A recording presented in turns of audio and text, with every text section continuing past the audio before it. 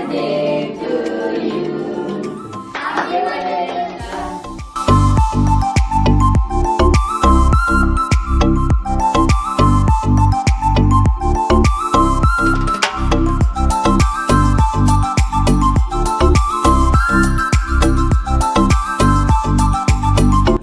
మీరు నాకు ఇచ్చిన ఆహారం బట్టి మీకు కృతజ్ఞతలు.